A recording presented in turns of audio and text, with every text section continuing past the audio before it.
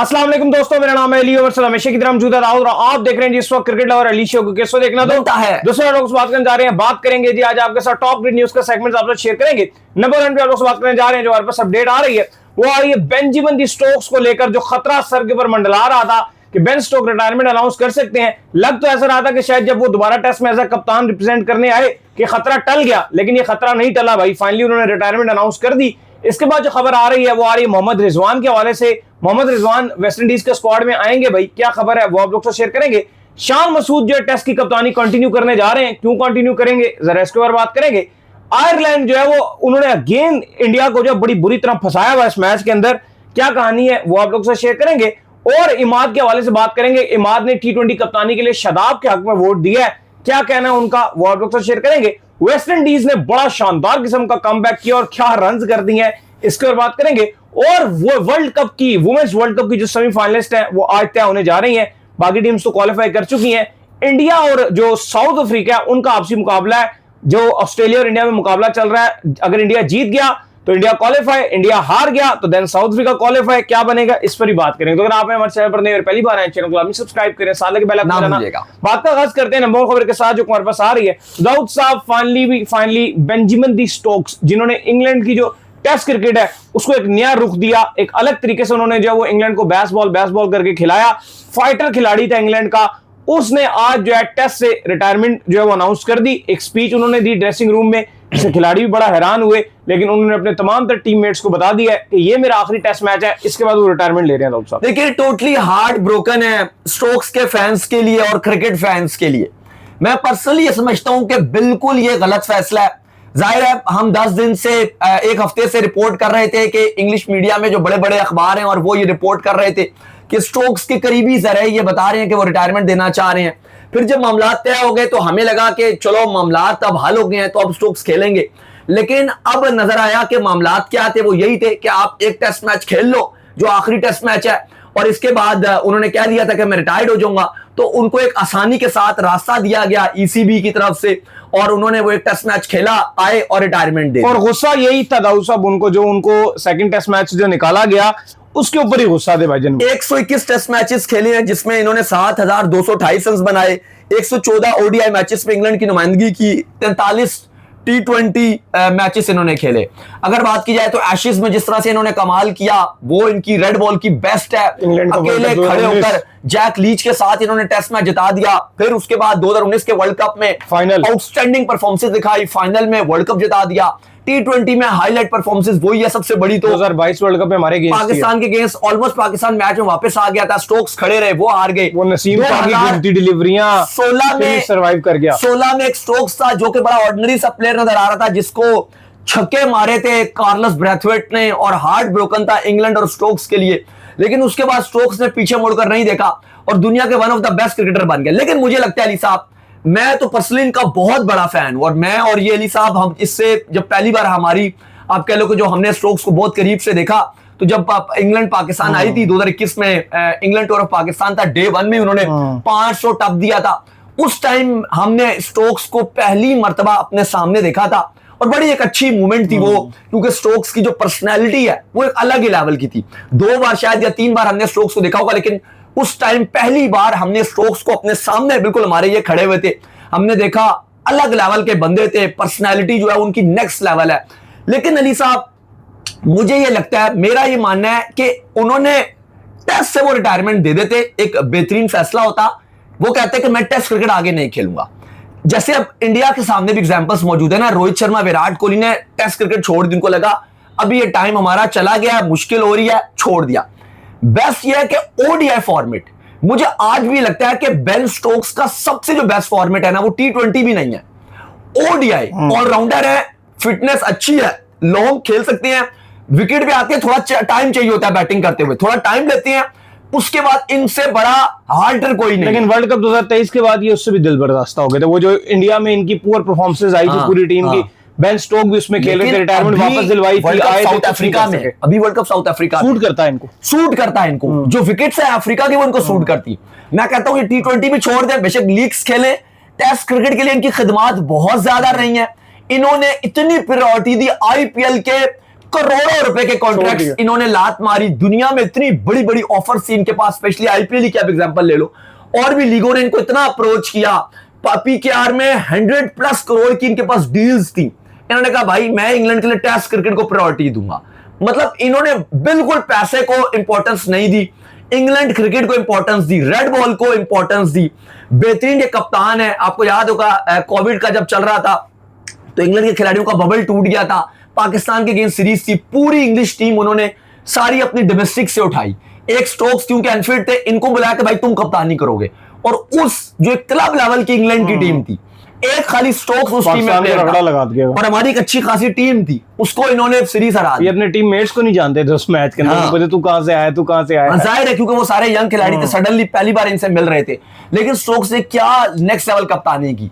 मैं ये भी समझता हूं कि इनको टेस्ट बेशक छोड़ देना चाहिए था, ये टाइम आ गया था, ठीक है, ब्रेक लेते, लीग्स खेलते, प्लस लीग्स चलो शायद अभी भी वो खेल लें, लेकिन इनको ओडीआई जो क्रिकेट है वो वर्ल्ड कप 2027 खेलकर रिटायर्ड होना चाहिए था। जैसे हमने देखा है कि दुनिया भर में क्रिकेटर्स करते हैं, स्पेशली मैं समझता हूं कि जो इंडियन क्रिकेटर है ना अली साहब, वो बड़ा टाइम लेते हैं, ये थोड़ा एकदम नहीं जाते, एक फॉर्मेट छोड़ के ये इमोशनल इन्होंने डिसीजन जो है वो एकदम लिया है, तमाम क्रिकेट ही छोड़ दी एकदम से, जो है ना वो तब चिड़ी है कि यार मुझे क्यों जो है वो इंग्लैंड ने जो है वो ड्रॉप कर दिया, मुझे कप्तानी से सेकंड टेस्ट मैच हटा दिया, सिलेक्शन के लिए मैं अवेलेबल नहीं और बाद में मेरा कसूर भी नहीं है, तो एकदम से मुझे लगता है कि मुझे लगता है इनको पर्सनल ईगो उसमें भी टच किया कि मैंने इंग्लैंड क्रिकेट के लिए इतना कुछ छोड़ा और इंग्लैंड ने एकदम, मुझे लगता है कि शायद इस पर इनकी वापसी में डील भी हुई है, क्योंकि जिस तरह से एकदम से इन्होंने बात की होगी कि ठीक है आप मुझे, क्योंकि इनके करीबी जराए बता रहे थे कि आप रिटायर्ड हो रहे हो, लेकिन क्योंकि ईसीबी और जो इंग्लिश क्रिकेटर्स थे, एक्स क्रिकेटर्स थे, उन्होंने बहुत प्रेशर बना दिया था। माइकल एथरटन, नासिर हुसैन,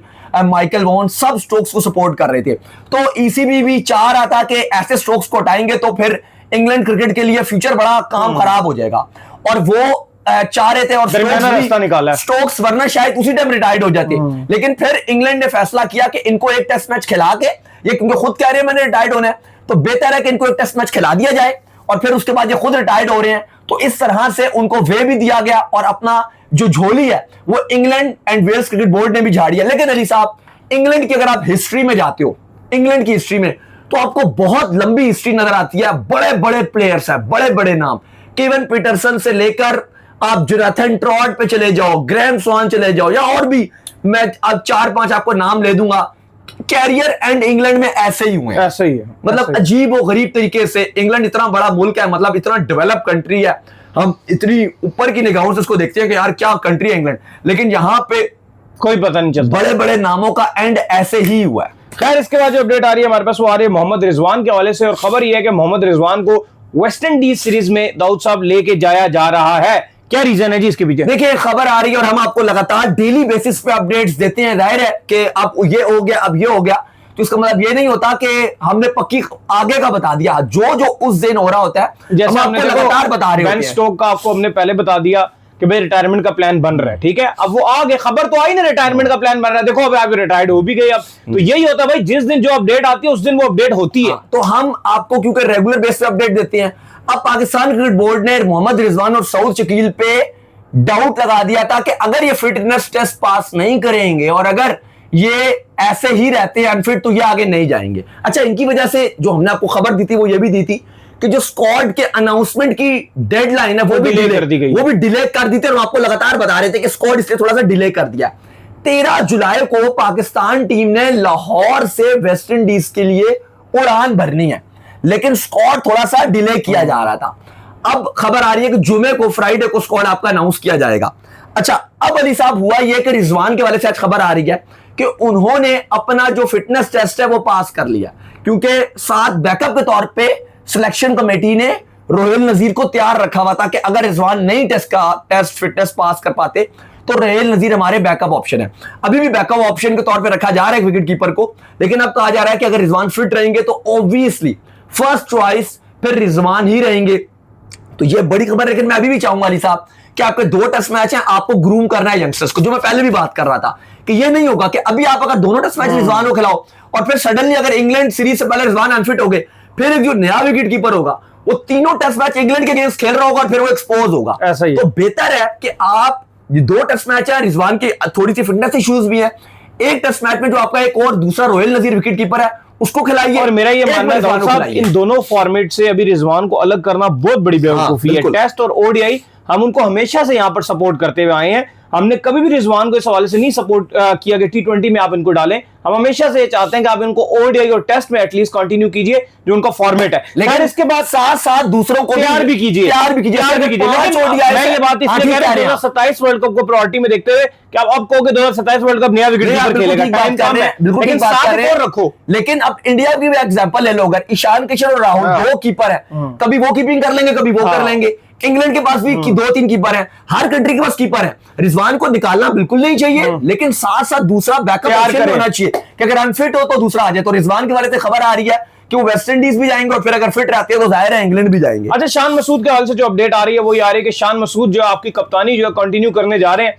आपको याद होगा कि शान मसूद ने बहुत ज्यादा रिक्वेस्ट भी की थी, हमने आपको बताया था कि वो चाहते थे कि उनको इंग्लैंड तक एटलीस्ट जो है कप्तान बरकरार रखा जाए, क्योंकि वहां पर वो उनकी काउंटी में भी जो है कप्तानी कर रहे होते हैं। इससे उनका कद कार्ड जो है मजीद बड़ा हो जाएगा इंग्लैंड में कि जब वो एज अ पाकिस्तान कप्तान जाएंगे। लेकिन दाऊद साहब वो एज अ पाकिस्तानी जो कैप्टन है वेस्ट इंडीज भी जा रहे हैं और इसके बाद इंग्लैंड भी जा रहे हैं। तो लेकिन इस टाइम के ऊपर कप्तान, वैसे खबरें तो थी तब्दील करने की, लेकिन आपकी WTC की साइकिल भी तो अब खत्म होगी है ना। अगर आप कप्तान, एक बात है, आप तब्दील कर भी देते हैं तो नया कप्तान को आप अभी इस टाइम पर देंगे क्या? अच्छा, वैसे खत्म तो नहीं हुई, लेकिन क्योंकि हम हार इतना गए हैं तो आप ये बात कर रहे हैं कि हमारा चांस ही खत्म हो गया ना। फिर क्या करोगे? अभी तो आपने ये पूरी 5 टेस्ट मैच खेलने हैं, फिर आपने श्रीलंका से टेस्ट मैच खेलने हैं 2, लेकिन फिर आपने न्यूजीलैंड से क्या करोगे आप? हाँ एग्जैक्टली, ये बात आपकी बिल्कुल ठीक है। लेकिन देखिए अब शान मसूद के वाले से यही है कि आगा और शान मसूद 2 कंटेंडर थे। कल भी आपको हमने ऑफर बताई थी कि चूंकि शान मसूद ने बहुत जोर लगाया कि उनको कप्तानी उनकी बरकरार रहे, उन्होंने जितना वो कोशिश कर सकते थे अपने हिसाब से, जितनी उन्होंने कोशिश की वो उन्होंने पूरी तरह से कोशिश की। अब सलमान अली आगा भी थे, तो फिर सलमान अली आगा भी इतना कंफर्टेबल नहीं है कि ठीक है वो दूसरा इतना 4 है, फिर वही वाला सीन ना हो जाए ना। जैसे शाहीन शाह अफरीदी अभी कप्तान बने थे, फिर बाबर को ऑफर की गई, बाबर ने कप्तानी ले ली, शाहीन वहां से नाखुश थे। हमने देखा कि टीम में फिर ग्रुपिंग शुरू रही और मजा नहीं आया पाकिस्तान की वाइड बॉल टीम में। कप्तान दाऊद साहब आए भी, एक बात है, कोई टास्क होना चाहिए ना। जैसे भी आप अगर ओडीआई के कोई नया कप्तान अनाउंस करते हो, उसके पास ये टास्क है कि वर्ल्ड कप आ रहा है, कि मैंने वर्ल्ड कप के लिए टीम प्रिपेयर करनी करनी।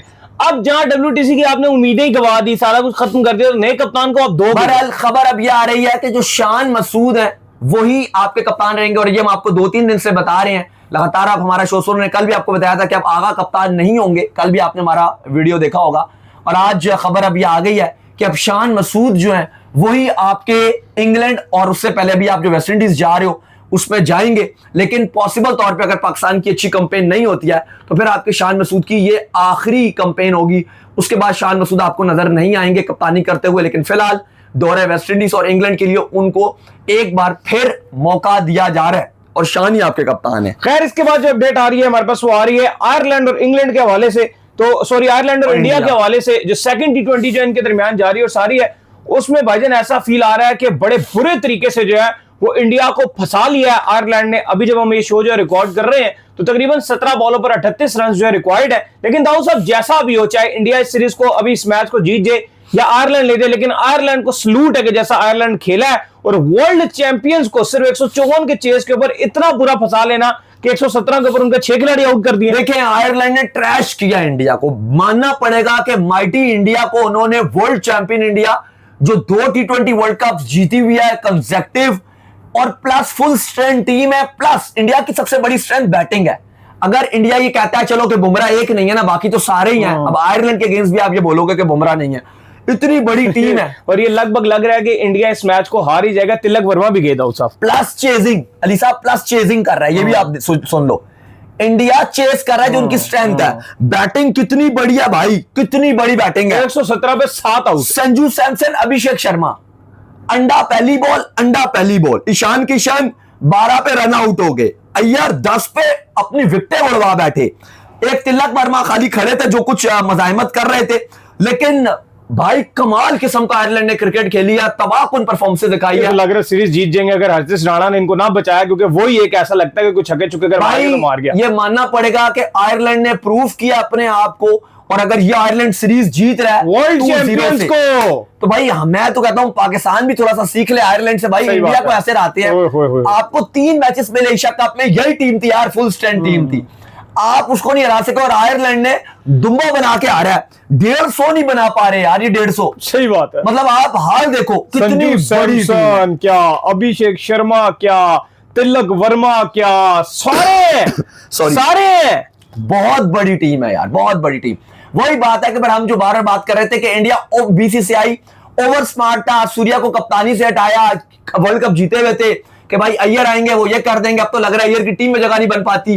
पहले हम देख रहे थे कि इंडिया अय्यर एक्चुअल में बहुत ज्यादा हो रहा है। अय्यर एक्चुअल में ओडीआई प्लेयर है, लेकिन उस बेचारे का तो जो इन्होंने कैरियर ऐसा वाड़ा है ना, ये जो हारे हैं उसका कैरियर, कप्तानी का कैरियर ऐसा लग रहा है शुरू होते ही खत्म हो गया। मुझे तो ये डर देखने में आ रहा है, डर भी लग रहा है इस बात पे कि ये ना उसे वापस बुला ले आयरलैंड सीरीज के बाद, उसको इंग्लैंड भी खेलने ना दे, क्योंकि इतना ज्यादा इस टाइम क्रिटिसिज्म इंडिया में शुरू होने के लिए जा रहा है और एक तूफान शुरू होने के लिए जा रहा है। खैर इसके बाद जो अपडेट आ रही है हमारे पास वो आ रही है इमाद के हवाले से। तो भाईजान इमाद ने जो है वो बात की है शादाब को लेकर, और उन्होंने कहा कि शादाब जो है ना वो आपकी कप्तानी के लिए जो है वो राइट चॉइस है T20 के हवाले से। आप अगर कुछ अर्सा पहले ये बात कहते तो बात समझ भी आती, लेकिन फिलहाल तो ऐसा लग रहा है कि शादाब के ऊपर जितना क्रिटिसिज्म होता है, जितना इस वक्त जो है वो हेट शादाब को जो है पाकिस्तानी फैंस की तरफ से मिलता है। हालांकि ऐसा नहीं है कि अच्छे खिलाड़ी नहीं है, शादाब है अच्छे ही खिलाड़ी है, लेकिन उनकी परफॉर्मेंसेस विद द बॉल बिल्कुल भी नहीं है दाऊद साहब। देखिए बात आपकी बिल्कुल ठीक है, लेकिन इमाद वसीम कहते हैं कि इस टाइम पाकिस्तान का जो T20 कप्तान है, अगर आप वो देखो तो उनका मानना यह है कि जो राइट चॉइस है वो शादाब खान है, और उनका मानना यह कि इस टाइम कोई और आपके पास कप्तान नहीं है, क्योंकि सलमान अली आगा अगर आप अपने आप को अलहदा करते हैं तो और आपके पास कोई अच्छी चॉइस नजर नहीं आ रही। अभी फरहान को हमने सॉरी एशियन गेम्स के लिए कप्तान बनाया, वो देखते हैं कि क्या करते हैं, लेकिन वो कहते हैं कि शादाब आपका राइट चॉइस है। देखो अगर आपने शादाब खान को खिलाना है, मेरा पर्सनल ओपिनियन यह है कि अगर आपको शादाब को खिलाना है और अगर आप उसको ड्रॉप नहीं करना, बैटिंग तो वो अच्छी कर रहे हैं, बॉलिंग का जरूर सवालिया निशान है, तो फिर अगर आप कप्तान भी बना दो तो फिर कोई बुराई नहीं है। या फिर एक बात हो ना कि आप ये कहो कि नहीं हम इनको खिला भी नहीं रहे क्योंकि अच्छी बॉलिंग नहीं कर रहे। परफॉर्मेंसेस क्या है, मसला सारा ये है कि देखो शादाब अच्छे खिलाड़ी थे, पूरे पाकिस्तान ने उनको सपोर्ट किया, ऑलराउंडर थे, बेहतरीन कैच पकड़ना, बेहतरीन बॉलिंग करना, बैटिंग करना, लेकिन अब मसला यहां पर ये आ जाता है ना कि वो बोझ बनते जा रहे हैं विद द बॉल। जब आप बॉलिंग नहीं पूरी कर पाते ना, जो मेन रोल है आपका, तो सिर्फ बैटिंग से आप अपनी टीम में जगह कैसे कंटिन्यू करेंगे? मेरा पर्सनल ओपिनियन एक ये भी है कि अगर आप T20 में राइट कैप्टन देखते हो तो मुझे लगता है कि T20 के लिए शाहीन शाह अफरीदी ज्यादा बेटर ऑप्शन हो सकता है। ऐसा ही है, क्योंकि बैटिंग भी अच्छी कर लेते हैं T20 के हिसाब से। एशिया कप में भी आपको जब जरूरत पड़ती है ऊपर के नंबरों पर जाके 10-12 बॉलों पे 34-35 बना सकते हैं, बॉलिंग भी वो अच्छी कर जाती है, 2-3 विकेट ले लेते हैं, आपको ऑलराउंडर नजर आता है T20 में। एज कंपैरिजन मुझे शाहीन इतने ओडीआई में कैप्टन कंफर्टेबल नजर नहीं आते, क्योंकि बॉलिंग में 10 ओवर पूरे कैसे डालेंगे वो। खैर जिसके बाद जो खबर आ रही है वो आ रही है श्रीलंका और वेस्ट इंडीज के हवाले से। तो इनके दरमियान टेस्ट मैच जारी हो सारी है। श्रीलंका ने पहले बैटिंग करते हुए बोर्ड पर जो 308 रन लगाए थे, लेकिन भाई मुकाबले में वेस्ट इंडीज ने कमाल कर दिया। वेस्ट इंडीज ने दाऊद साहब 629 रन का जो फट्टा है 626 रन का जो फट्टा है वो ठोक दिया। ये कुछ जंगो जुंगो है, इन्होंने 233 रन बना दिए और चेज जो है उन्होंने 194 रन जो है बना दिए। क्या कमाल इनिंग्स खेली है भाई इन्होंने। देखिए बिल्कुल बड़ा जबरदस्त किस्म का मैच खेला गया। श्रीलंका ने 308 रन पहले बोर्ड पे लगाए। अच्छा श्रीलंका का भी 110 पे 5 आउट हो गए थे। 110 पे 5 आउट होने के बाद श्रीलंका ने हीरोइक 308 तक ले गए। हमने कहा यार ये तो कमाल किस्म की बैटिंग कर ली, वेस्ट इंडीज अब प्रेशर में आएगा। अच्छा हुआ ये कि 168 रन पे 5 खिलाड़ी आउट थे वेस्ट इंडीज के। कितने? 168 पे 5। उसके बाद भाई वो हुआ जो हमने सोचा भी नहीं था। जैंगो जो कि हमने देखा है कि इससे पहले भी उनकी बड़ी जबरदस्त किस्म की इनिंग्स हमें देखने को मिली हैं, लेकिन इस बार जैंगो ने कमाल कर दिया। जैंगो ने 233 रन की पारी खेली, जिसमें 3 छक्के 19 चौके और उनके साथ निभाया रॉस्टन चेस ने। दोनों ने रिकॉर्ड पार्टनरशिप बना दी भाई, रिकॉर्ड पार्टनरशिप बनाई है। रॉस्टन चेस जो कि इस टीम की क्यादत भी कर रहे हैं, शायद ओप नहीं है, 194 रन की पारी इन्होंने खेली। अच्छा भाईजान 168 पे 5 और फिर दोनों स्कोर को ले गए 569 पे यार, मतलब कानों को हाथ लगाया गया, कमाल ही कर दिया। और पाकिस्तान अभी वेस्ट इंडीज जा रहा है भाई, उन्होंने खतरे की तूतड़ी बजा दिया है। जैंगो क्योंकि बड़ा कमाल फॉर्म में चल रहे हैं, और रॉस्टन चेज जो अमूमन तौर पे ठीक है थोड़ी बहुत बैटिंग कर लेते हैं, लेकिन लंबी बैटिंग बॉलर है भाई। 194 रन रॉस्टन चेज की नॉक थी, कमाल कर दिया। और फिर एंड में 626 रन 9 ओवर पे डिक्लेयर कर दिया। और श्रीलंका ये मैच इनिंग्स से जो है वो हारने के दहाने पे खड़ा है। 81 पे 6 खिलाड़ी आउट है जब तक लंच हुआ था। अच्छा इसके बाद जो खबर आ रही है वो आ रही है इंडियन फैंस के लिए आ रही है। सर मंडवाते ही जो है ना उनको ओले पड़े, ये वाला उनका हिसाब जो इंडियन फैंस का जो है बन गया है। एक तरफ उनको जो है वो आयरलैंड बिल्कुल ठुकाई के दाने पर ले आया, जहां पर वो आयरलैंड से सीरीज जो है वो आज शिकस्त याफ्ता होने जा रहे हैं। दूसरी तरफ जो है वो वुमेन्स का जो मैच था और उनके लिए आज मस्ट विन गेम था। इवन इंडिया ने पहले बैटिंग करते हुए 170 रन बोर्ड के ऊपर लगाया, जो लग रहा था कि शायद ऑस्ट्रेलियन वुमेन्स को पकड़ लेंगे और सेमीफाइनल के लिए क्वालिफाई कर देंगे, लेकिन ऐसा कुछ नहीं हुआ। ऑस्ट्रेलिया ने बड़ा कंफर्टेबली जो है इस टारगेट को चेस कर दिया। एलेक्स पेरी की बड़ी शानदार किस्म की इनिंग देखने को मिली, 50 उन्होंने बनाई और साथ उनका ग्रेंडर ने निभाया, उन्होंने भी शानदार इनिंग खेली और इन दोनों ने ऐसा लग रहा है कि इंडिया को दाव से बाहर कर दिया। देखिए आज इंडिया के लिए वाकई काफी खराब दिन रहा है और वुमेन्स टीम में भी इंडिया की जो टीम है वो बाहर हो गई और साथ ही साथ अगर आप देखें तो साउथ अफ्रीका गो थ्रू कर गई है, जो ग्रुप ए है। ऑस्ट्रेलिया और साउथ अफ्रीका गो थ्रू कर गए क्योंकि एक वो साउथ अफ्रीका से एक ही मैच हारा और ऑस्ट्रेलिया अनबीटन आगे गया, जबकि ग्रुप बी है वहां से इंग्लैंड ऑल मैचेस जीता था, लेकिन इंग्लैंड का जो मैच न्यूजीलैंड के साथ था वो बड़ा इंपॉर्टेंट था वेस्ट इंडीज के लिए, और जैसे ही वो मैच इंग्लैंड जीत गया, इंग्लैंड अपने 5 के 5 जीता, तो साथ ही वेस्ट इंडीज भी गो थ्रू कर गया, 5 में से 3 जीत के। तो अब हमारे पास जो 4 सेमीफाइनलिस्ट हैं वो आ गई हैं, यानी कि ऑस्ट्रेलिया का मैच बनेगा सेमीफाइनल वेस्ट इंडीज के साथ जो कि अनबीटन है ऑस्ट्रेलिया, और यहां पे इंग्लैंड जो अनबीटन है उसका सेमीफाइनल बनेगा साउथ अफ्रीका के साथ वुमेन्स में। मतलब आज वर्ल्ड चैंपियंस को दोनों तरफ से जो है वो रोन दिया गया था। सब एक तरफ से आयरलैंड की तरफ से रोन दिया गया, दूसरी तरफ से ऑस्ट्रेलिया की तरफ से रोन दिया गया, और सेमीफाइनल में अब इंडिया की वुमेन्स भी नहीं जा रही। तो चलिए उम्मीद करते हैं आज हमारे शो आपको वीडियो को लाइक कीजिए, हमारे चैनल सब्सक्राइब कीजिए, साथ ही बेल आइकन को जाइए एक और काम कर लीजिए और वो कर लीजिए इंस्टाग्राम पर जाइए फॉलो कीजिए। बिल्कुल इंस्टाग्राम पे मुझे फॉलो कर लीजिए, वहां पे मैं मौजूद हूं, दाऊद क्रिकेट करें। अगर आपको कोई सवाल हो तो भेजिएगा और उनको भी फॉलो कीजिए। मुझे फॉलो कीजिए, मैं ऑफिशियल के नाम से लिंक डिस्क्रिप्शन में मौजूद है, जाइए फॉलो कीजिए। नेक्स्ट अल्लाह हाफिज़, बाय बाय।